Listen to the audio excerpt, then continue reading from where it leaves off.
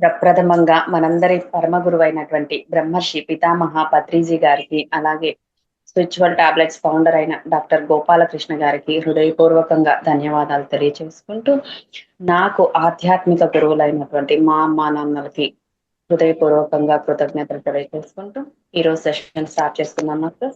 Thank you, నాకు ఈ అవకాశం ఇచ్చినందుకు thank you so much. Okay masters, నేను మీ అందరికీ తెలుసు కదా, ఇక నా గురించి స్వయంగా ఇచ్చే పరిచయం అంటూ ఏం లేదు. డైరెక్ట్ గా ఈ రోజు మనం నేర్చుకోవాల్సినటువంటి తెలుసుకోబోతున్నటువంటి మార్గదర్శకులు అనే టాపిక్ లోకి వెళ్ళిపోదాము. సో మనందరము ఈ ప్రతిరోజు ఆ ఏదో ఒక సమస్యను ఎదుర్కోవటమో, లేకపోతే ఏదో ఒక పరిస్థితిని చూసుకుంటూ మన జీవిత గమ్యాన్ని తీసుకొని వెళ్తూ ఉంటాము ఈ జీవన ప్రయాణంలో. సో అలాగే మనం ఈ మార్గంలోకి వచ్చిన తర్వాత, ఈ ఆధ్యాత్మిక మార్గంలోకి వచ్చిన తర్వాత మన లక్ష్యాన్ని చేరుకునే క్రమంలో మన చుట్టూ మనకున్నటువంటి పరిస్థితులు కావచ్చు, అలాగే మన చుట్టూ ఉన్నటువంటి ఈ సామ్రాజ్యం నుంచి జంతువులు కావచ్చు, వృక్ష సామ్రాజ్యం నుంచి చెట్లు కావచ్చు, ఇవన్నీ మనకి కోఇన్సిడెన్స్ గా, అంటే ఒకటికి 4 సార్లు ఎదురవుతున్నా కానీ, మనం నిద్రపోయినప్పుడు కలల రూపంలో కానీ, అలాగే ధ్యాన అనుభవాల రూపంలో కానీ మనకి ఒకటికి 4 సార్లు అగుపడుతూ ఉన్నాయి అంటే, మనం ఆ వస్తువు నుంచి కానీ, ఆ యొక్క జీవిని గురించి కానీ, ఆ చెట్టు గురించి కానీ, లేదా ఆ పుష్పం గురించి కానీ మనం కొంత జ్ఞానాన్ని తీసుకొని ఆ సమయంలో, ఆ సందర్భంలో మనకు ఆ జ్ఞానం అవసరం కాబట్టే ఆ జ్ఞానాన్ని అందచేయటానికి అవి మనకి తారసపడుతున్నవి అన్నది మనం గమనించుకొని, ఆ జ్ఞానాన్ని తీసుకొని మనం ముందుకు వెళ్ళాలని తెలియచేసేదే ఈ మార్గదర్శకులు అనే టాపిక్ అన్నమాట. ఇందులో ప్రప్రథమంగా వచ్చేది చీమలు.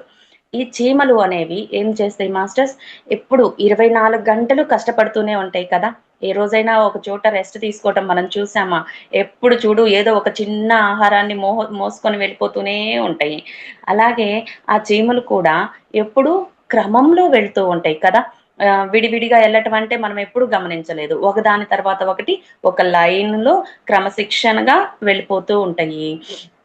అలాగే చీమలు నిరంతరం కష్టపడుతూనే ఉంటాయి.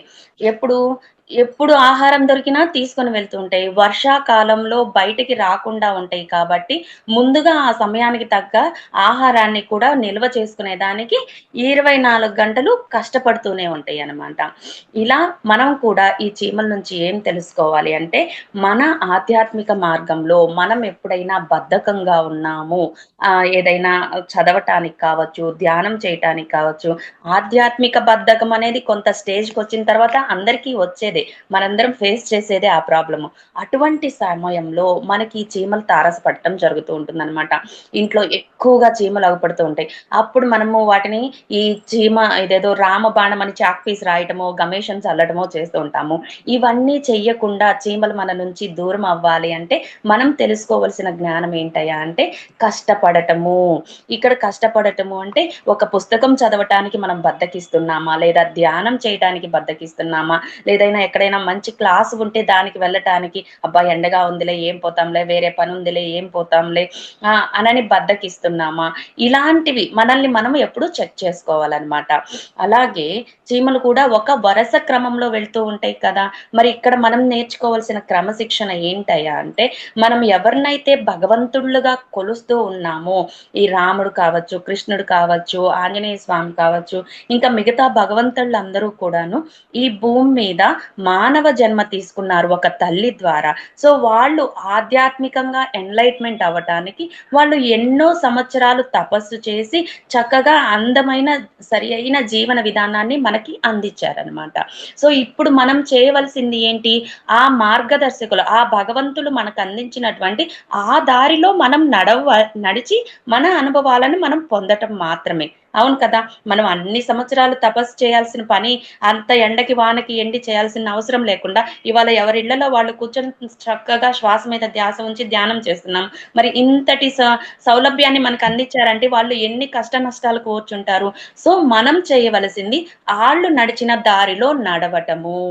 ఇక్కడ చీమలు ఒకదాని వెంట ఎలా అయితే నడుస్తూ ఉంటాయో, మనకి మన గురువులు అందించిన మార్గంలో నడవటము అనేది మనం తెలుసుకోవాలన్నమాట. అలాగే మరి చీమలు వెళ్ళే దారిలో మనం ఏదైనా ఒకటి అడ్డు పెట్టామనుకోండి, ఏం జరుగుతుంది? చీమ వెనక్కి వెళ్ళిపోతుందా? లేదు కదా! అది దాని మీదగా వెళ్ళేదానికి ప్రయత్నిస్తుంది. దాని కుడివైపుగా వెళ్ళేదానికి ప్రయత్నిస్తుంది. ఎడమ వైపుగా వెళ్ళేదానికి ప్రయత్నిస్తుంది. అన్ని వైపులా ప్రయత్నించి చివరికి ఎటువంటి దారి లేదు అన్నప్పుడు వెనక్కి వెళ్ళటం జరుగుతుంది. మరి ఇక్కడ మనం నేర్చుకోవాల్సింది ఏందయ్యా అంటే, ఏదైనా ఒక పనిని మనం ప్రారంభించినప్పుడు 1, 2 సార్లు ఆటంకాలు వస్తాయి. సహజంగా మనం నేర్చుకునే దాని కోసము. అలా వచ్చిన క్రమంలో అబ్బా! నేను మొదలు పెట్టేసాను. ఎప్పుడు చూడు ఏదో ఇబ్బందులొస్తుంది. ఈ పనిని వదిలేసి వేరే పనిని పట్టుకుందాము అన్న భావన మనకొచ్చినప్పుడు మళ్ళీ ఈ చీమలనేవి మనకి అవుపడుతూ ఉంటాయి. ఏంటి ఇంకా ప్రయత్నించాలి. ప్రయత్న లోపం లేకుండా అన్ని విధాలా ప్రయత్నించి నీకు సాధ్యం కానప్పుడు వదిలేయి కానీ 1, 2 సార్లు ప్రయత్నించి వదిలేయకూడదు అన్న విషయాన్ని తెలుసుకోవాలి మనం ఇక్కడ చీమల్ని చూసి. అర్థమవుతుందా మాస్టర్స్? సో మనం ఇక్కడ వెరసి చీమల్ని నుంచి మనం నేర్చుకోవాల్సిన 3 క్వాలిటీస్ ఏంటయ్యా అంటే కష్టపడే తత్వము, అలాగే నలుగురు నడిచే దారిలో మనం కూడా నడవాలి. అలాగే ప్రయత్న లోపం లేకుండా చివరి వరకు ప్రయత్నించి అలా సాధ్యం కాని పరిస్థితుల్లో దాన్ని మనం వదిలేయటము అన్న 3 క్వాలిటీస్ ఇక్కడ మనం చీమ నుంచి మనం నేర్చుకోవాలన్నమాట. అలా మన ఆధ్యాత్మిక ప్రయాణంలో మన చుట్టూ ఉన్న సంఘటనలు కావచ్చు, మనం ఎదుర్కొనే పరిస్థితులు కావచ్చు, వీటికి రిలేటెడ్‌గా ఉండి మనం ఎప్పుడైతే బద్ధకంగా ఉంటామో అప్పుడు మనకి ఈ చీమలు తారసపడటము, వాటి నుంచి మనం ఈ జ్ఞానాన్ని నేర్చుకోవాలనేది ఇండికేట్ చేస్తూ ఉంటుందన్నమాట. సో కష్టపడకుండా ఈ భూమి మీద మనకి ఎటువంటి ఆనందము, జ్ఞానము లభించదు కదా!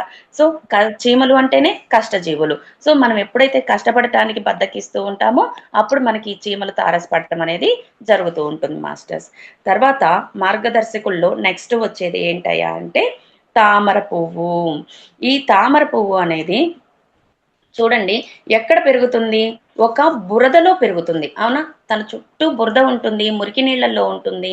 కానీ అది ఎంతో ఉన్నతంగా ఆ బురదని తనకు అంటించుకోకుండా చక్కగా నిట్ట నిలువుగా పైకి వస్తుందనమాట. అలాగే మన జీవితంలో కూడా అనేక సంఘటనల పర్వంలో ఒక్కోసారి చెడు సాంగత్యాలకు అలవాటైపోతాము. ఒక్కోసారి మన చుట్టూ మన మంచి కోరే వాళ్ళు ఉండొచ్చు, చెడు కోరే వాళ్ళు ఉండొచ్చు, మరి హత్యలు చేసిన వాళ్ళు ఉండొచ్చు, దొంగతనాలు చేసిన వాళ్ళు ఉండవచ్చు. అలాగే నీ ఎదురుగా నీ మంచి కోరి నీ వెనక నీ చెడు గురించి మాట్లాడే వాళ్ళు ఉండొచ్చు. ఇట్లా ఎటువంటి పరిస్థితులైనా మనం ఉన్నప్పుడు ఆ పరిస్థితులన్నిటినీ ఆ బురదగా భావిస్తే మనం ఎలా ఎదగాలి అంటే తామర పువ్వులాగా నిట్ట నిలువుగా ఎదగాలి అని సూచించేదానికి మనకి తామర పువ్వు అవపడుతూ ఉంటుందన్నమాట. ఎప్పుడైతే మనం నిస్సహాయ స్థితిలో ఉంటామో, మనం చాలా ఇబ్బందిలో ఉంటాము, మనకి ఎటువంటి సాయము అందలేదు, ఇక ఈ జీవితం ఎందుకురా బాబు, ఇక మనకి చావే శరణము అన్న ఆలోచనలు మనకి కలుగుతూ ఉన్నప్పుడు ఈ తామర పువ్వు మనకి నిజ జీవితంలో కావచ్చు, కళల్లో కావచ్చు, ధ్యాన అనుభవాల్లో కావచ్చు మనకు అవుపడుతూ ఉందంటే ఈ అన్ని దారులు మూసుకున్నా కానీ నీ కోసం ఒక దారి ఉండనే ఉంటుంది. దానికోసం నువ్వు ఒక కొద్ది రోజులు పేషెన్స్ గా వెయిట్ చెయ్యి. అప్పుడు నిన్ను నువ్వు ఆ పరిస్థితుల నుంచి తామర పువ్వులాగా ఉన్నతంగా పైకి తీసుకెళ్ళగలవు అని తెలియచేసేదే ఈ తామర పువ్వు అనమాట. అలాగే తామర పువ్వు ఆకు చూడండి, నీళ్ళ మీద ఉంటుంది. దాని మీద నీటి బిందువులు నిలబడతాయా? నిలబడవు కదా, జారిపోతూ ఉంటాయి. దీన్నే పద్మపత్ర మివాంబస అంటారనమాట. అంటే మన చుట్టూ ఉన్న కుటుంబంతో అనుబంధాలు ఉంటాయి. అలాగే మనం చేసే పని కూడా ఏదైనా పనులు చేస్తూ ఉంటాము. సడన్ గా మనకి బాగా పేరు వచ్చే సమయానికి మనల్ని అక్కడి నుంచి వేరే చోటికి ట్రాన్స్ఫర్ చేయటం జరుగుతుంది. అబ్బా! నేను ఇన్ని రోజులు పనిచేశాను కదా! చివరికి నాకు ఒక గుర్తింపు రాబోయే సమయానికి నన్ను వేరే చోటికి మార్చేశారు అని మనం ఎన్నో సార్లు అనుకుంటూ ఉంటాము. కానీ అక్కడ మనకి ఏం జరుగుతుందయ్యా అంటే డిటాచ్‌మెంట్ అనేది నేర్పుతూ ఉందనమాట అక్కడ తామర పువ్వు.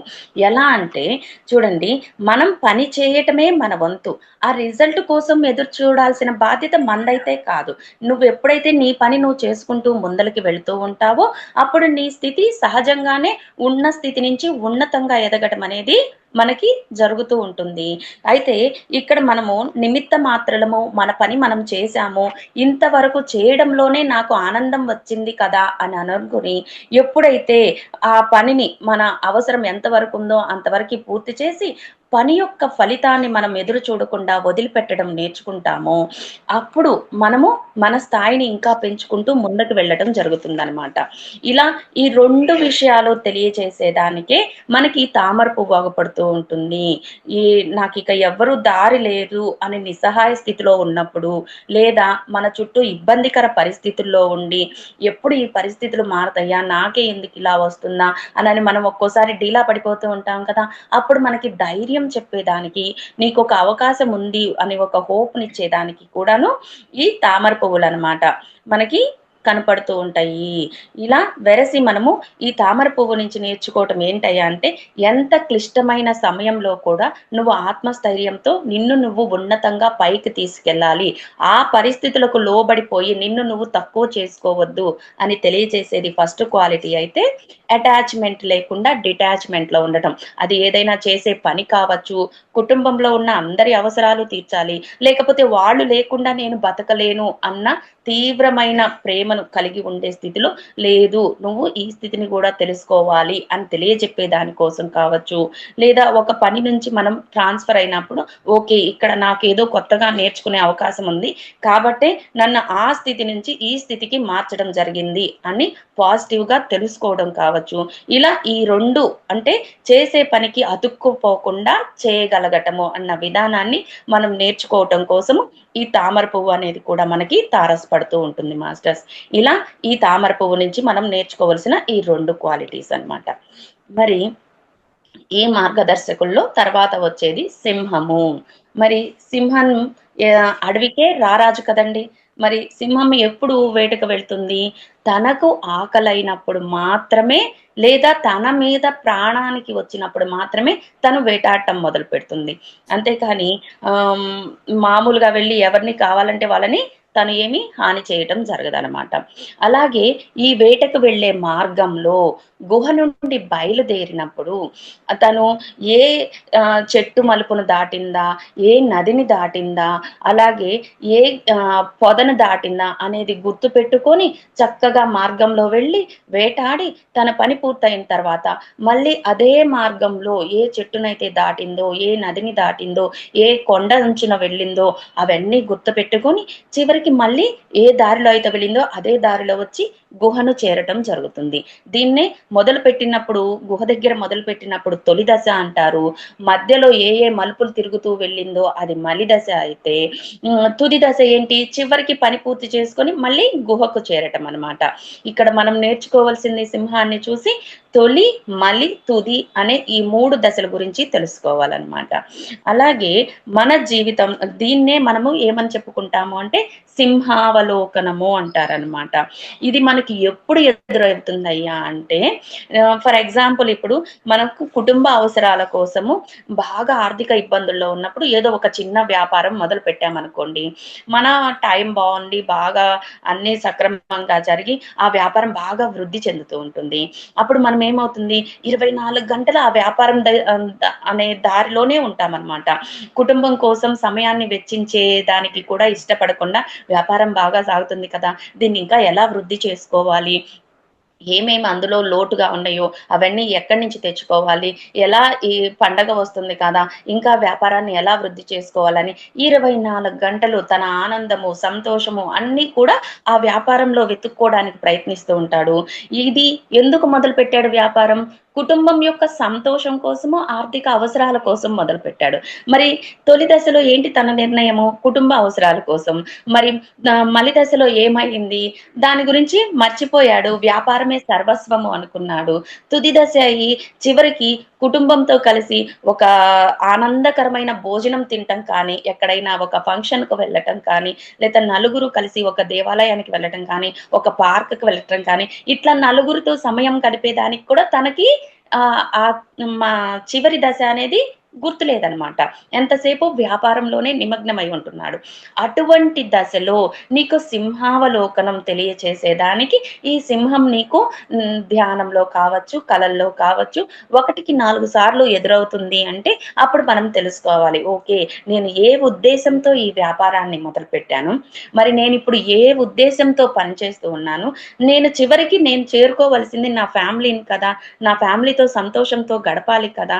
అటువంటి ముఖ్యమైన ముఖ్యమైన ఉద్దేశాన్ని మర్చిపోయి నన్ను నేను ఈ వ్యాపారంలో లేదా చేసే పని అది ఏదైనా ఒక ఉద్యోగం కావచ్చు, ఇంకేదైనా కావచ్చు, దాంట్లో నేను పూర్తిగా నిమగ్నం అయిపోయాను. అది తెలియచేసేదానికే ఈ తొలి, మలి, తుది దశలు తెలియచేసేదానికే నాకు ఈ సింహం ఎదురవుతుంది అనని ఆ సింహావలోకనం గురించి మనము తెలుసుకోవాలన్నమాట. ఇలా సింహం మనకి ఎదురైనప్పుడు. అలాగే సింహం ఏం చేస్తుందయ్యా అంటే, తను ఎంత పెద్ద జంతువును వేటాడినా కానీ తను తన కడుపుకి సగానికి మాత్రమే ఆహారం తీసుకుంటుంది. అలాగే దాన్ని పొట్ట చూడండి ఎప్పుడు వెనక్కి అతుక్కుపోయి చిన్నగా ఉంటుంది. సింహం యొక్క తలే పెద్దదిగా ఆ జూలు వేసుకొని ఉంటుంది గానీ, పొట్ట చాలా చిన్నదిగా ఉంటుంది. మరి ఇక్కడ మనం తెలుసుకోవాల్సిన జ్ఞానం ఏంటయ్యా అంటే, మనం ఆహారం తీసుకునేటప్పుడు పొట్ట నిండా తినకూడదు. పొట్ట నిండా తినడం వల్ల భుక్తాయాసం వచ్చేసి మళ్ళీ కింద పడి మనం దొర్లాల్సొస్తుంది. కాబట్టి మనం ఎప్పుడూ కూడా మన ఆకలికి సగానికి మాత్రమే ఫుడ్ తీసుకోవాలి. మిగిలిన సగంలో ఒక వంతు వాటర్ ఇవ్వాలి. మిగిలిన వంతు ఖాళీగా ఉంచుకోవాలి. అంతే కదా! మరి మనం మిక్సీ వేసేటప్పుడు చూడండి, రియల్ ఎగ్జాంపుల్ కావాలంటే నిండా పప్పు వేస్తే అది తిరుగుతుందా? తిరగదు కదా! ఎప్పుడైతే సగం పప్పు వేసి ఒక వంతు నీళ్లు పోస్తామో అప్పుడు బాగా గ్రైండ్ అవుతుంది. మన డైజెషన్ సిస్టమ్ కూడా అంతే. అలాగే మనము ఎప్పుడు కూడా ఈ ధ్యాన మార్గంలో ఉన్నప్పుడు సరిగ్గా ధ్యానం కుదరాలి నాకు అన్నప్పుడు మనం లైట్‌గా ఫుడ్ తీసుకోవటం తెలుసుకోవాలి. శరీరాన్ని నిలుపుకొని ఎనర్జీ కోసమే మనం ఫుడ్ తీసుకోవాలి గానీ, కడుపు నిండా ఫుడ్ తీసుకొని ధ్యానంలో కూర్చున్నాం అనుకోండి, ధ్యానం కుదురుతుందా అండి? చాలా వరకైతే కుదరదు. నేనైతే చాలా సార్లు గమనించాననమాట. ఎక్కువగా తేపులొచ్చేస్తుంటుంది. ఆ పొట్ట ఎక్కువ సేపు కూర్చొనివ్వదు. సో, మనం తెలుసుకోవాల్సిందేంటంటే లైట్‌గా ఫుడ్ తీసుకొని ధ్యానం చేయడానికి కూర్చున్నామనుకోండి, చక్కగా ధ్యానం కుదురుతుందనమాట. ఆ డైజెషన్ సిస్టమ్ వల్ల వచ్చే సమస్యలన్నీ ఆగిపోతాయి. మన డైజెషన్ కూడా బాగా పని చేయాలి అంటే నువ్వు 3 వంతులు మాత్రమే దాన్ని నింపాలి పొట్టనెప్పుడైనా. పూర్తిగా మాత్రం నింపకూడదు. అలాగే శాకాహారంతో నింపాలి. మాంసాహారంతో నింపడము మహాపాపమని మనం ఎంతో అద్భుతంగా తెలుసుకున్నాం కాబట్టి శాకాహారానికి జిందాబాద్ అని చెప్పుకుంటూ మనం కంటిన్యూ చేద్దాం మాస్టర్స్. Thank you. సో, ఇలా మనం ఎప్పుడూ కూడాను ఈ శరీరం అనే భగవంతుడిని భుక్తాయాసంతో ఇబ్బంది పెట్టకుండా కడుపుకు సగానికి మాత్రమే తిండి తీసుకుంటూ మన అన్న ముఖ్యమైన విషయాన్ని ఇక్కడ ఈ సింహం నుంచి మనము తెలుసుకోవాలన్నమాట. అతి సర్వత్ర వర్జయేత్ అన్నారు కదా! ఏదైనా అతిగా తీసుకున్నాము అంటే అది మనకి ఇబ్బంది కలిగిస్తుంది. దానివల్ల నాశనమే ఎదురవుతుంది. కాబట్టి మనం ఎప్పుడూ కూడాను అతిగా ఏది చేయకూడదు. చివరికి ఎంతవరకు అవసరమో అంతవరకు మాత్రమే చేస్తూ మనం వెళ్ళిపోవాలన్నమాట. వెరసి ఈ సింహం నుంచి మనం ఏం నేర్చుకోవాలయ్యా అంటే, మరి తిండి విధానంలో సగం మాత్రమే తీసుకోవాలి అన్న విషయాన్ని తెలుసుకోవాలి.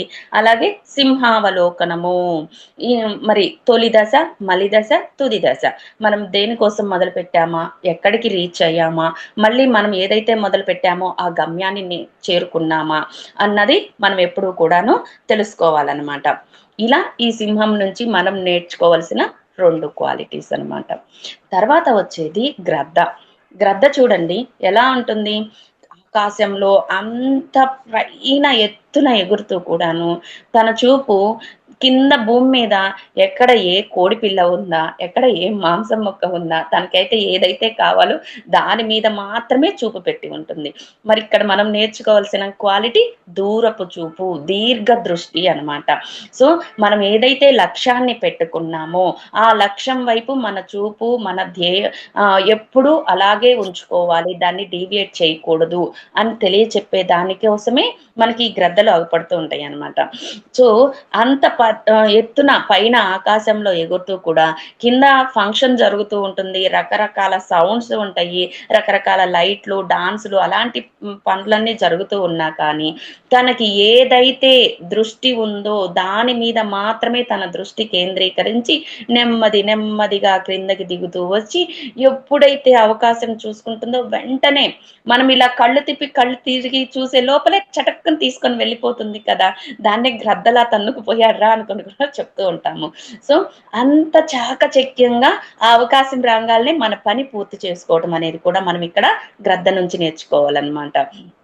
మరి జీవితంలో చూడండి మనకెన్నో అవకాశాలు వస్తాయి. ఆ అవకాశాన్ని నాకిప్పుడు కాదులే, ఇంకొక అవకాశం వచ్చినప్పుడు చూసుకుందాంలే అని మనకొచ్చిన అవకాశాన్ని మనం పక్కన పెట్టినప్పుడు పక్క వాళ్ళు గ్రద్దలాగా ఆ అవకాశాన్ని తన్నుకొని పోతారు అన్నది తెలియజేసేదానికి కూడా మనకి ఈ గ్రద్దలు అవపడుతూ ఉంటాయి అన్నమాట. సో ఒక అవకాశం మనకి వచ్చింది అంటే దాన్ని నిజం చేసుకునే శక్తి నీలో ఉంది కాబట్టే ఆ అవకాశం నీ దాకా వచ్చింది, లేదంటే అది నీ దాకా రాదు కదా. సో ఆ విషయాన్ని నువ్వు గుర్తు పెట్టుకొని వచ్చిన ప్రతి అవకాశాన్ని ఉపయోగించుకొని నిన్ను నువ్వు ఎప్పుడైతే ఆ పనులు పూర్తి చేసుకుంటూ వెళ్తూ ఉంటావో అక్కడ నువ్వు నేర్చుకోవటము, నీ స్థితిని ఉన్న స్థితి నుంచి ఉన్నత స్థితికి పెంచుకోవటము జరుగుతుందనమాట. వెరసి ఇక్కడ మనము ఏం నేర్చుకుంటున్నామయ్యా అంటే మనది ఏదైతే లక్ష్యం ఉందో ఆ లక్ష్యం వైపు మన దృష్టి తదేకంగా దాని మీదే ఉండాలి. ఏ ధ్యేయాన్నైతే మనం ఫిక్స్ చేసుకున్నామో ఆ వైపు వెళ్ళటము అనే గుణాన్ని మనము ఇక్కడ ఫస్ట్ గ్రద్ద నుండి నేర్చుకోవాలి. అలాగే జీవితంలో వచ్చిన అవకాశాలను కూడా మనం ఎప్పుడు వదులుకోకుండా దాన్ని అందిపుచ్చుకోవటం కూడా నేర్చుకోవాలన్నమాట. ఒకవేళ అశ్రద్ధ చేశామే అనుకోండి, తల తన్నేవాడుంటే వాడి తాడిని తన్నేవాడే ఉంటాడు అన్న సామెత ప్రకారము మన అవకాశం వదులుకున్న దాన్ని వేరే వాళ్ళు అందిపుచ్చుకోవటము, వాళ్ళు చక్కగా ఉన్నతంగా ఎదగటము జరుగుతుందన్నమాట. కాబట్టి నీ దగ్గరికి వచ్చింది ఒక అవకాశము అంటే నా వల్ల అవుతుంది, నేను చేస్తాను, నేను ఉన్నాను అని నీ మీద నువ్వు నమ్మకాన్ని పెట్టుకొని ఎప్పుడైతే ఆ పనిని పూర్తి చేసుకుంటావో అప్పుడు నువ్వు నేర్చుకోవలసిన జ్ఞానము నీకు అందుతుందన్నమాట. కాబట్టి ఇక్కడ మనం వెరసి గ్రద్ద నుంచి నేర్చుకోవాల్సింది ఏందయ్యా అంటే దూరదృష్టి ఒకటి, అవకాశాలను ఆలోచనలతోటి మనకున్న పనులతోటి దూరం చేసుకోకుండా ఓకే నేను చేయగలను అని సద్వినియోగం చేసుకోవటము, వెంటనే చేయగలగటము అన్న ఈ 2 క్వాలిటీస్ మనం ఇక్కడ గ్రద్ద నుంచి నేర్చుకోవాలన్నమాట. మరి అలాగే తర్వాత వచ్చే మార్గదర్శకులు ఏంటయ్యా అంటే తేనెటీగలు. మరి తేనెటీగలు ఏం చేస్తాయి మాస్టర్స్? మనకి తేనెటీగ యొక్క సహజ లక్షణం ఏమిటి? ఈ తను ఏ పువ్వు మీద వాలుతుందో ఆ పువ్వు యొక్క తేనెని తీసుకోవటమే అనమాట. ఆ పువ్వు ఎంత అందంగా ఉన్నా, ఎంత అద్భుతమైన సువాసనను వెదజల్లుతున్నా తన లక్షణం ఏంటి? ఈ పువ్వులో నేను తేనెని తీసుకున్నానా, మళ్ళీ వేరే పువ్వుకు వెళ్ళానా, అక్కడ తేనెని తీసుకున్నానా, మళ్ళీ వేరే పువ్వుకు వెళ్ళానా అంటే పువ్వులు మారుతూ ఉన్నాయి కానీ తన యొక్క లక్షణమైన తేనెను సంగ్రహించడం మాత్రం మారట్లేదు. అలాగే ఆ పువ్వు ఉన్న స్థితులకు కానీ దాని అందానికి కానీ దాని వాసనకు కానీ లోబడిపోయి నేను అక్కడే ఉంటాను అని మాత్రము తేనెటీగ అనుకోదనమాట. అలాగే మన ఈ ఆధ్యాత్మిక ప్రయాణంలో మరి ఒక గురువు దగ్గర మనం నేర్చుకోవటానికి వెళ్ళినప్పుడు చక్కగా ఆ గురువు దగ్గర వినయంగా ఎంతో జ్ఞానాన్ని పొందుతాము, ఆ పుస్తకాలన్నీ చదువుతాము, అక్కడ నేర్చుకోవటము పూర్తయింది. మరి వేరే గురువు దగ్గరకు వెళ్ళాలా లేక అదే గురువుని అంటి పెట్టుకొని ఉండాలా చెప్పండి? సో పత్రిజీ గారు మనకి ఇచ్చిన గొప్ప స్వాతంత్రం ఏంటి ఈ పిఎంసిలో అంటే పిరమిడ్ మెడిటేషన్ లో మనం అందరు గురువుల దగ్గర రాసిన పుస్తకాలని చదవచ్చు, అందరు గురువుల దగ్గరికి వెళ్ళి జ్ఞానాన్ని నేర్చుకోవచ్చు. అదే మిగతా వాళ్ళు అనుకోండి వాళ్ళు చెప్పిందే వినాలి అన్న రిస్ట్రిక్షన్స్ ఉంటాయి. సో ఇక్కడ మనం ఏంటి, ఏదైనా ఒక గురువు దగ్గరకు వెళ్ళినప్పుడు నువ్వు నేర్చుకోవడానికి ఇంకా ఏమీ లేదు అన్నంత వరకు పూర్తిగా నేర్చుకున్న తర్వాత ఆ గురువుని ఆ ప్రదేశాన్ని వదిలి కొత్త గురువు దగ్గరకు వెళ్ళి మళ్ళీ నీ కప్పు ఎంటీ చేసుకొని నేర్చుకోవటం మొదలు పెట్టాలి అన్న విషయాన్ని తెలియచేసేదానికి మనకి ఈ తేనెటీగలు అవపడుతూ ఉంటాయి అన్నమాట. ఎలా అయితే ఒక పువ్వు నుంచి ఇంకో పువ్వుకు తేనెని సంగ్రహిస్తూ వెళుతుంటాయో మనం కూడా ఒక గురువు నుంచి వేరే గురువుకి, ఒక గురువు దగ్గర నేర్చుకున్నాము అయిపోయింది, అబ్బా నాకు ఈ గురువు గారే బాగున్నారు అని ఆయన దగ్గరే ఉండిపోతాను అనుకున్న తరుణంలో మనకి తేనెటీగలు అవపడుతూ ఉంటాయి. నువ్వు మారాలి, వేరే గురువు దగ్గరకు వెళ్ళి మళ్ళీ కొత్త జ్ఞానం నేర్చుకోవాలి, ఇక్కడ నేర్చుకోవడం పూర్తయిపోయింది, కొత్త పుస్తకాలు చదవాలి అని తెలియచేసే దానికోసమే ఇవి మనకి మన ఆత్మ ప్రయాణంలో మనల్ని ముందలకి తీసుకెళ్లేదానికి ఈ తేనెటీగలు అవపడుతూ ఉంటాయి అన్నమాట. అలాగే తేనెటీగలు ఏం చేస్తాయి, తను సంగ్రహించిన తేనెనంతా కూడాను తేనె పట్టులో నిల్వ చేస్తూ ఉంటాయి. మరి మనం ఏం చేస్తాము, చక్కగా ఒక పొగ పెట్టేసి ఆ తేనెటీగలన్నిటిని తోలేసి ఆ తేనెని సంగ్రహించి మనం తెచ్చుకుంటాం అనమాట. మళ్ళీ తేనెలు ఏం చేస్తాయి, మన మీద ఏమైనా రివెంజ్కి వస్తాయా? లేదు కదా. నా దాన్నంతా ఎందుకు తీసుకెళ్ళావని తన లక్షణం ఏంటి, మళ్ళీ పువ్వుల దగ్గరికి వెళ్ళి తేనెని సంగ్రహించడము, మళ్ళీ వేరే చోట తేనె పట్టు పెట్టడము. అంటే అవధులు లేకుండా ఇచ్చే క్వాలిటీ కూడా మనం ఇక్కడ నేర్చుకోవాలన్నమాట తేనెటీగలను చూసి. సో, మనం ఏదైతే జ్ఞానాన్ని నేర్చుకున్నామో, ఏదైతే మన దగ్గర ఉందో, ఇగ అది ధనం కావచ్చు, ఏదైనా వస్తువులు కావచ్చు, ఇంకేదైనా కావచ్చు, ప్రేమ కావచ్చు, ఏదైనా మన దగ్గర ఉండే క్వాలిటీస్ ఏదైనా సరే మనము ఇవ్వటము అనేది నేర్చుకోవాలి. దాంట్లో ఎటువంటి రిస్ట్రిక్షన్స్ పెట్టకుండా, అవధులు లేకుండా పంచడము అనేది మనం ఇక్కడ ఎప్పుడూ నేర్చుకోవాలన్నమాట. ఏదైతే ఇస్తామో మనం అదే పొందుతాం కదా! సో, నువ్వు ప్రేమని ఇచ్చావంటే ప్రేమను పొందుతావు. నువ్వు కోపాన్ని ఇచ్చావంటే తిరిగి కోపాన్ని పొందుతావు. అసూయనిచ్చావంటే అసూయనే పొందుతావు. అలాగే నువ్వు జ్ఞానాన్ని ఇచ్చావంటే తిరిగి జ్ఞానాన్ని పొందుతావు. సో, మనకేదైతే కావాలి అనుకుంటున్నామో దాన్ని మనం ముందల ఇవ్వటం తెలుసుకోవాలి. ఆ ఇచ్చే తత్వాన్ని ఇక్కడ అవధులు లేకుండా ఇవ్వటం అనేది, పరిమితులు లేకుండా ఇవ్వటం అనేది తెలుసుకోవాలన్నమాట. వెరసి మనం ఇక్కడ తేనెటీగల నుంచి మనం 2 క్వాలిటీస్ ఏం నేర్చుకుంటున్నామంటే, ఒకే గురువు దగ్గర ఉండకుండా, మరి ఒక గురువు దగ్గర నేర్చుకునేది అయిపోయింది, ఇక నేర్చుకోవటానికి ఏమీ లేదు అనుకున్నప్పుడు, ఒక గురువు నుంచి వేరే గురువుకు మారాలి అనే తత్వాన్ని తెలియచేసేదానికి, అలాగే మనకి ఇచ్చే తత్వము, అవధులు లేకుండా ప్రేమని పంచే తత్వము, అది ఏదైనా కావచ్చు, జ్ఞానం కావచ్చు, ఏదైనా కావచ్చు. అలా ఇచ్చే తత్వం తెలియచేసేదానికి ఈ 2 క్వాలిటీస్ ని మనకు నేర్పేదానికి ఈ తేనెటీగలు అనేవి మనకి తారసపడుతూ ఉంటాయి మాస్టర్స్. తర్వాత వచ్చేది పాము. మరి ఈ పాములు సర్వసాధారణంగా మనము పాము ధ్యాన అనుభవాల్లో చాలా మంది అనుభవం చెందే ఉంటారు. మరి ఇక్కడ పాము మనకి కనపడుతూ ఉంది అంటే చిన్న చిన్న పాములు ఎక్కువగా కనిపించటము, లేదా ఒక పెద్ద పాము ఎక్కువగా కనిపించడం జరుగుతుంది అంటే, లేదా కొంతమంది ధ్యానంలో ఉన్నప్పుడు వెన్నుపూసలో పాము క్రింద నుంచి పైకి పాకినట్లు అనిపించటము, ఇలాంటి అనుభవాలు మనకి ఇటు కలలో కానీ ధ్యాన అనుభవాల్లో కానీ మనకి జరుగుతూ ఉన్నాయి అంటే మనం ఇక్కడ 2 విషయాలు బాగా గమనించుకోవాలి మాస్టర్స్. అది ఏంటి అంటే, ఫర్ ఎగ్జాంపుల్ ఒక రక్త పింజర అనే పామే తీసుకున్నాం అనుకోండి, అది ఏం చేస్తుంది, తను ఏదైతే జంతువుని వేటాడాలి, ఒక కప్ప అనుకోండి, ఆ కప్పని వేటాడాలి అనుకుంది అనుకోండి, అది ఏం చేస్తుంది, తన కళ్ళలోకి కళ్ళు పెట్టి, ఆ జంతువు యొక్క కళ్ళలోకి కళ్ళు పెట్టి తదేకంగా చూస్తుంది. అప్పుడు ఎప్పుడైతే ఆ ఎదుటి జీవి మెస్మరైజ్ అయిపోయి తన బాహ్య స్థితిని కోల్పోతాడో, అప్పుడు ఈ పాము మెల్లమెల్లగా తన దగ్గరికి జరిగి తనకు కూడా తెలియకుండా, ఆ ఎదుటి జీవికి కూడా తెలియకుండా అంత దగ్గరగా స్మూత్ గా జరిగేసి వెంటనే అవకాశం రాగానే వెంటనే క్యాచ్ చేసేసి మింగేయటం జరుగుతుంది అనమాట.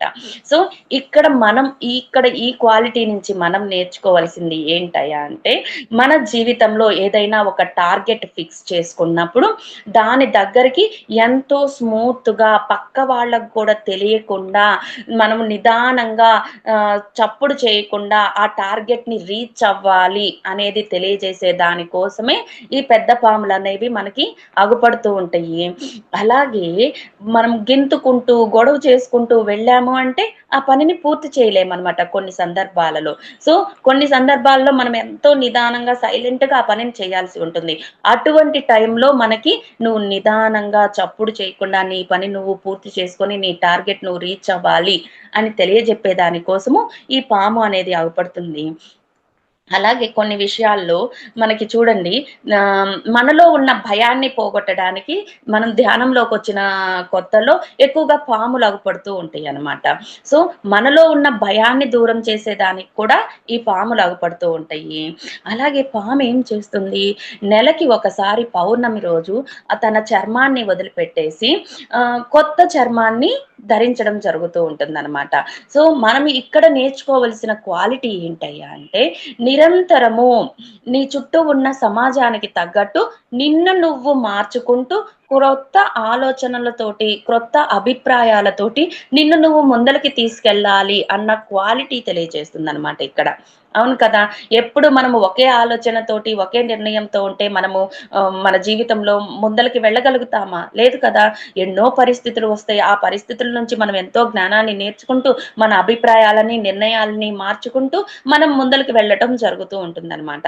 ఉదాహరణకి ఒక స్థలం కొన్నామనుకోండి, అబ్బా ఇది మనకి ఎప్పుడైనా బ్యాకప్ గా ఉండాలి అనిపిస్తుంది. తర్వాత ఏం చేస్తుంది, అక్కడ మనము ఈ బాగా అభివృద్ధి చెందుతుంది, ఏదైనా వ్యాపారం పెడదామనో, ఒక బిల్డింగ్ కట్టి రెంట్కి ఇద్దామనో అనుకుంటాం. అప్పటికి మన నిర్ణయము, మన పరిస్థితులు అలా ఉన్నాయి. అదే ఇంకొద్ది సంవత్సరాలు పోయిన తర్వాత అబ్బాయి చదువుకో, అమ్మాయి పెళ్ళికో డబ్బులు అవసరం అవుతాయి. అప్పుడేమనుకుంటాం, దాన్ని అమ్మేసి ఆ వచ్చిన డబ్బులతోటి చేయాలనుకుంటాం. అంటే పరిస్థితుల దృష్ట్యా మన నిర్ణయాలని, అభిప్రాయాలని మనం మార్చుకుంటూ ముందలకు వెళ్తున్నాం. మొదలుపెట్టిన ఉద్దేశం అయితే వేరే కదా.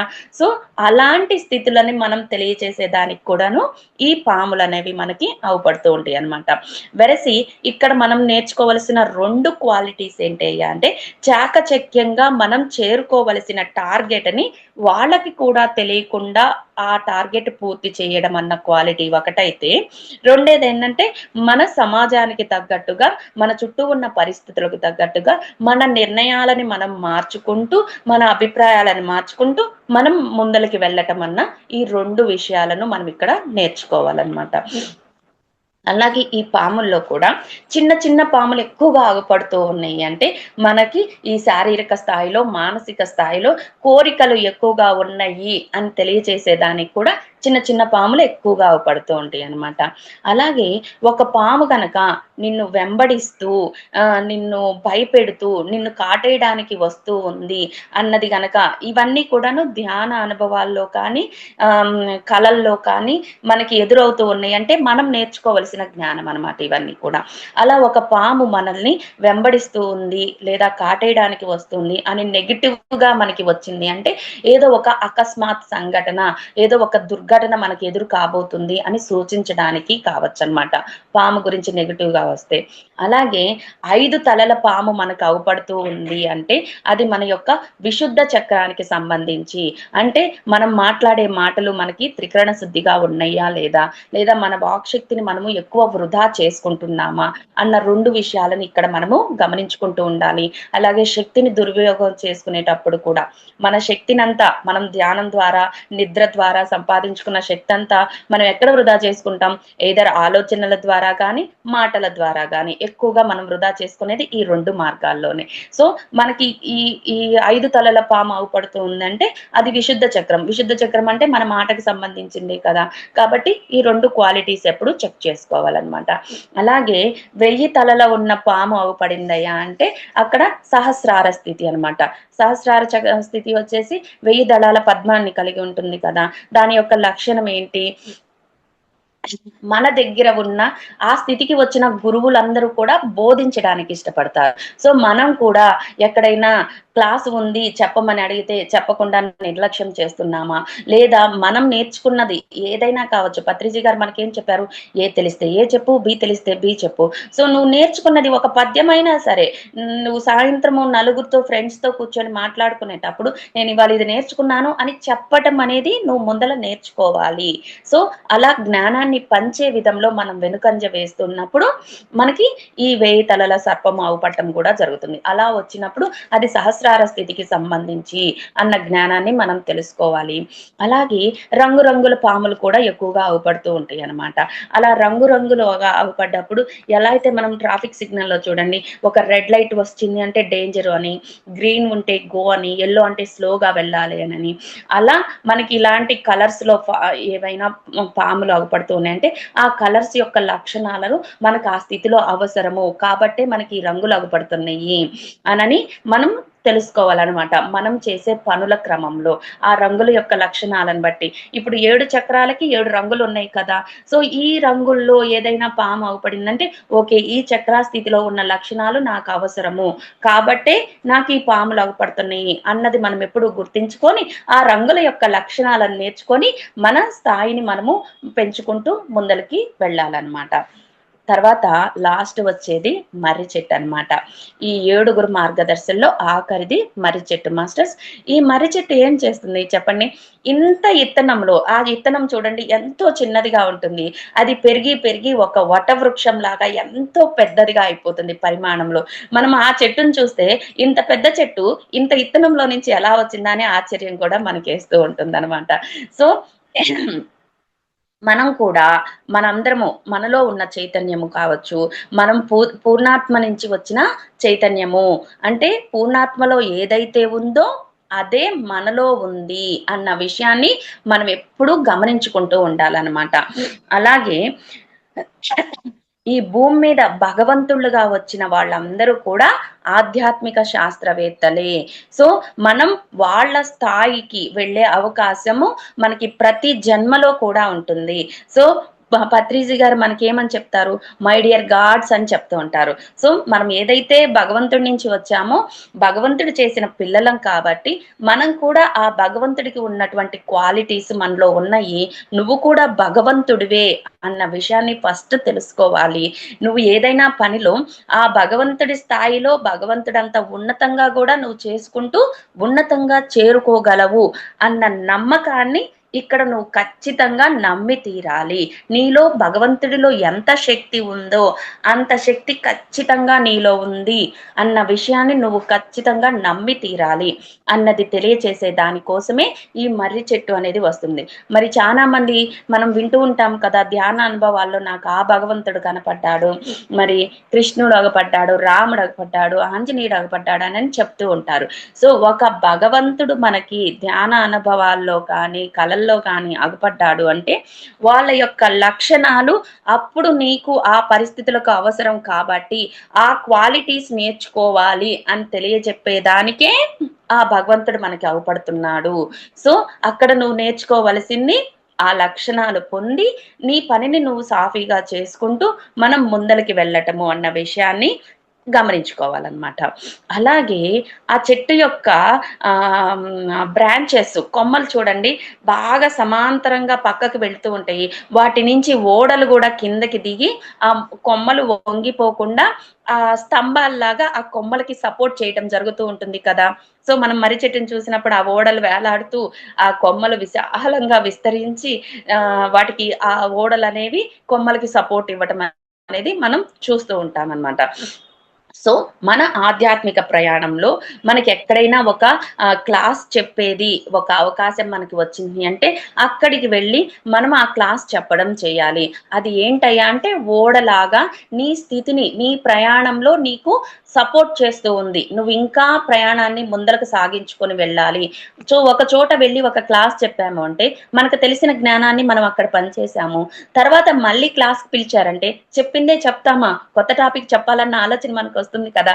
వెరస్ ఇక్కడ ఏం నేర్చుకుంటున్నాం, మనము కొత్త జ్ఞానాన్ని నేర్చుకొని మన పరిధిని ఇంకా పెంచుకోవడానికి ప్రయత్నిస్తూ ఉన్నాం. సో ఇలా మనం ఎప్పుడైతే ఒక భగవంతుడి స్థాయిగా భగవంతుడి నుంచి మనము ఆ భగవంతుడి యొక్క లక్షణాలు కూడా పొంది భగవంతుడిని చేరుకోగలము, ఈ మానవ స్థితి నుంచి మాధవుడి స్థితికి చేరుకోవటము అన్న సత్యాన్ని మనం తెలుసుకోవడం కోసం కూడా ఈ భగవంతుళ్ళు అగుపడుతూ ఉంటారు.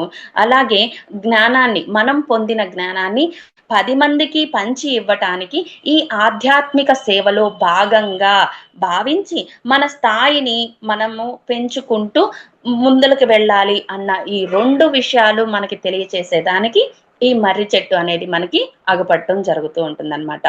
వెరసి ఇక్కడ మనం చీమల్లో ఏం నేర్చుకున్నాం, ఫస్ట్ చెప్పుకున్న దాంట్లో కష్టపడటము, నలుగురు నడిచే దారిలో నడవటము, ప్రయత్న లోపం లేకుండా ప్రయత్నించడము అన్నమాట. తర్వాత వచ్చేది తామర పువ్వు. తామర పువ్వులో మనం ఏం నేర్చుకున్నాము చెప్పండి, ఎవరైనా చెప్పండి మాస్టర్స్. అంతమంది క్లాస్ విన్నాం కదా, లేదంటే నేను మళ్ళీ చెప్తాను.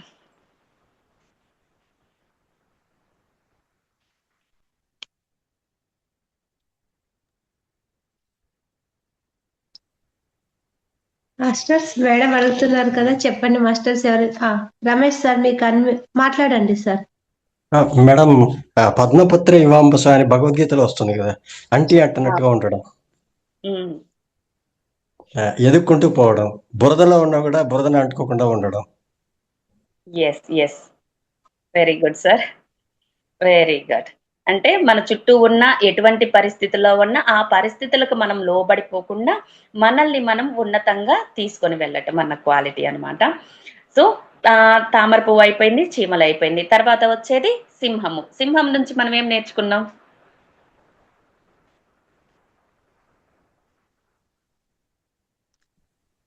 తను ఆకలి వేసినప్పుడు ఎలా అయితే పొంచి ఉండి నెమ్మదిగా తన గమ్యాన్ని ఎలా అయితే చేరుకుంటుందో అలా మనం కూడా తొలి దశలో ఎలా ఉండాలి, మలి దశలో ఎలా ఉండాలి, దానిని చేజిక్కించుకున్నప్పుడు తుది దశలో ఎలా ఉండాలి అన్నది నేర్చుకున్నాం మేడం. అలాగే ఆహారం విషయంలో కూడా దానిలాగా మనం ఉండాలని కూడా తెలుసుకున్నాం మేడం. సగానికి మాత్రమే తీసుకోవాలి. Okay, thank you ma'am. Next గ్రద్ద నుంచి ఏం నేర్చుకున్నాం?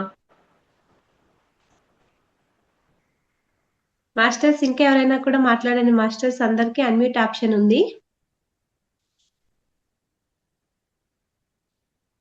మాట్లాడండి లైట్ మేడం. మేడం, గ్రద్ద గురించి మనం నేర్చుకోవాల్సింది ఏంటంటే, గ్రద్ద ఎంత పైకి ఎదిగినా తన లక్ష్యం ఏందో కిందనే చూస్తూ తనకు కావలసిన ఆహారాన్ని ఎలా తీసుకుంటుందో మనం కూడా మన లక్ష్యం ఏందో అది నేర్చుకోవాలని. దాని మీదే మన దృష్టి ఉండాలి, దీర్ఘ దృష్టి. Okay, very good ma'am. ఇంకో క్వాలిటీ, గర్ద దగ్గర మనం 2 క్వాలిటీస్ నేర్చుకోవచ్చు. ఏ అవకాశం వచ్చినా కూడా దాన్ని మనం చక్కగా సద్వినియోగం చేసుకోవాలి మేడం. లేదు అంటే పక్క వాళ్ళు గ్రద్ద తన్నుకుపోయినట్టు తన్నుకుపోతారు అనమాట. ఈ 2 క్వాలిటీస్. వెరీ గుడ్ మాస్టర్స్, శ్రద్ధగా విన్నారు అందరూ. Thank you so much. Next తేనెటీగల గురించి. తేనెటీగలు ఎలా మకరందాన్ని స్వీకరి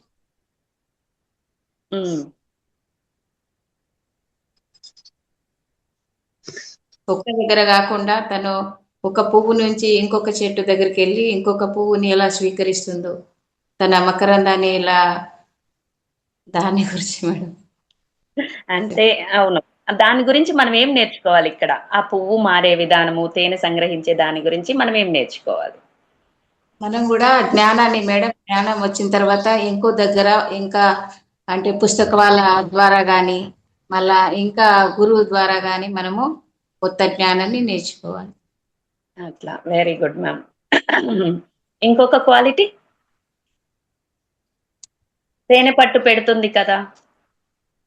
తేనె దాన్ని చూసి మనం ఏం నేర్చుకోవాలి అంటే అవధులు లేకుండా ఇచ్చే తత్వము. మన దగ్గర ఉన్నది ఏదైనా మనం ఏదిస్తే అదే పొందుతాం కదా.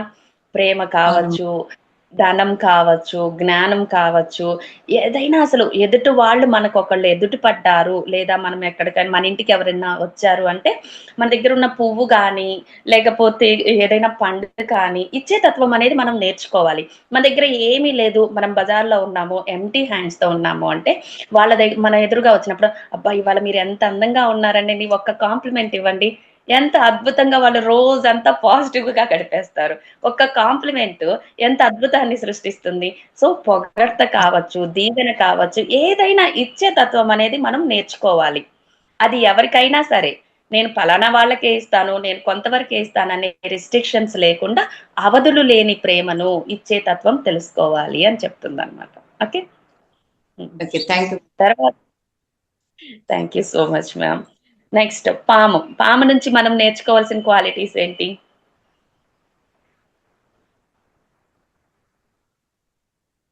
పాము కూడా తనకు ఆహారం కావాల్సి వచ్చినప్పుడు ఎలా అయితే తదేకంగా తను ఆ కప్పను ఎలా అయితే చూస్తుందో పొంచి ఉండి, అలా మనం కూడా ఆ కప్పకు తెలియకోకుండా పాము ఎలా అయితే మింగేస్తుందో మనం కూడా అలాగే ఉండాలి అని మేడం. మనం ఏదైతే టార్గెట్ పెట్టుకున్నామో అక్కడికి చేరే వరకు కూడా మన దృష్టి పక్కకు పోకూడదు అని madam. Very good, very good ma'am. ఇంకొక క్వాలిటీ ఉంది, అలాగే భయాన్ని కూడా అధిగమించాలి మేడం. మరి పాము 15 రోజులకు ఒకసారి లేదా నెలకు ఒకసారో చర్మాన్ని విడిచి కొత్త చర్మాన్ని తీసుకుంటుంది కదా, ప్రతి పౌర్ణమికి అని వింటాం కదా. అప్పుడు మనం నేర్చుకోవాల్సింది ఏంటి? ముందుకు వెళ్తూ ఉండాలి మేడం. మనం కూడా మన చుట్టూ ఉన్నవి ఏదైనా కానీ మనం ముందుకు వెళ్తూనే ఉండాలి, కొత్త దాన్ని నేర్చుకుంటూనే ఉండాలి. అంటే మన పరిస్థితుల దృష్ట్యా మన అభిప్రాయాలను, నిర్ణయాలను మార్చుకుంటూ మనం ముందరికి వెళ్ళాలి. ఒకే నిర్ణయంతో జీవితాన్ని లాగాలంటే కష్టం కదండి. పరిస్థితుల దృష్ట్యా మనం మార్చుకుంటూ ఉంటాం కదా. సో అది తెలియజేసేదానికి కూడా మనకి ఈ పాములు ఎదురవుతూ ఉంటాయి అన్నమాట. నెక్స్ట్ మర్రి చెట్టు.